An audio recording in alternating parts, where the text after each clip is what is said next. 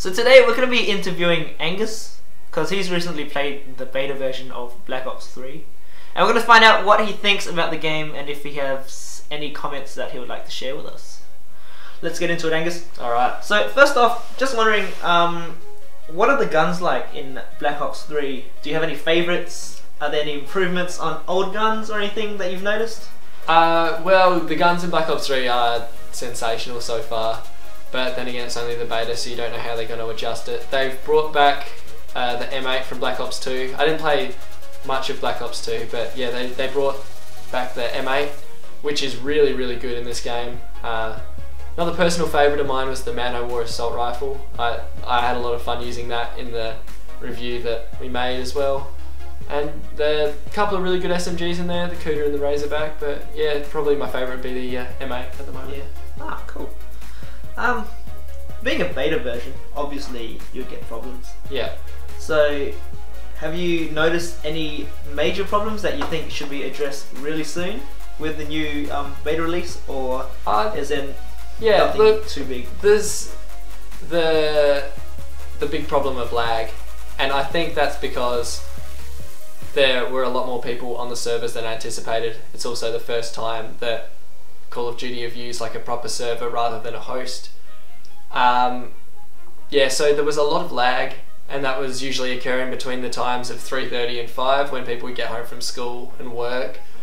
But apart from that, apart from the lag, the game was really well made, and it had a nice flow to it. But yeah, the lag is definitely the one big issue that they need to address. Yeah, okay. What about like P2P hosting and like the servers? Is there anything that you want to talk about with that? So pretty much, as a COD player who's played COD for a while, there's always been hosting, which can be really annoying, especially from a competitive perspective playing online. It gives that one person a little bit more of an advantage because they've got that perfect connection. So now what they've done is they've implemented their own servers. So the one in Australia is located just inside South Australia, and what that means is everybody in Australia will connect to that Australian server. If they can't connect or there are issues, it'll just go back to the basic P2P hosting, which I think is a really clever idea. So it means no matter what, you're going to get a good connection at some point. Yeah, fair enough. With the previous versions of Call of Duty, like the Advanced Warfares mainly, there has been complaints about jumping. Have you heard about that? Yeah, so has it improved with Black Ops 3? I think comparing the jumping between Black Ops 3 and Advanced Warfare is a pretty unfair comparison.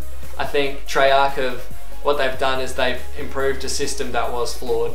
I think that the EXO jumping in Advanced Warfare gave competitive players or people that have a SCUF controller or play Claw, which enables them to aim and jump at the same time, a really unfair advantage over the people who just play it casually, and that increased the skill gap quite a lot.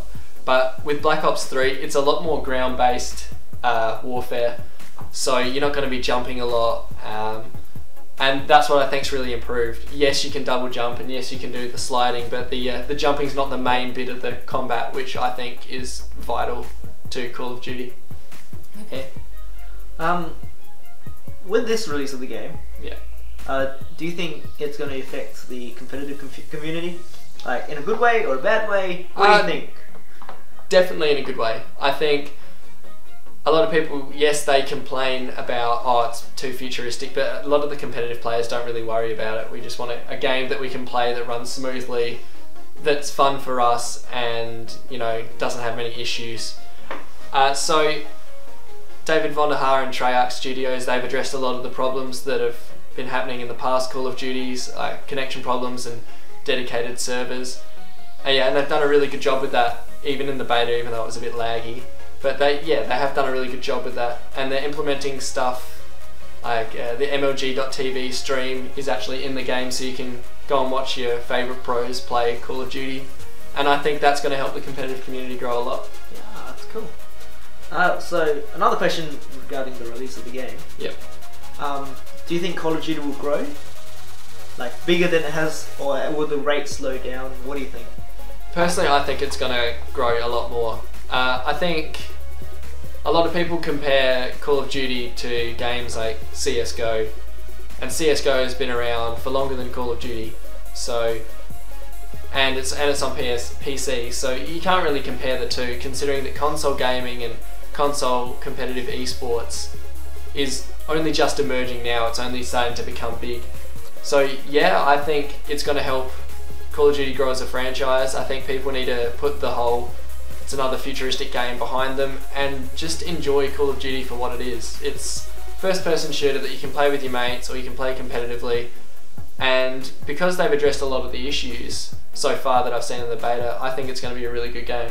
Yeah. So I haven't played much Call of Duty, right? Yeah. So I'm just wondering how this version of Call of Duty, Black Ops, compares to just any other Call of Duty title. Well, I'll show you.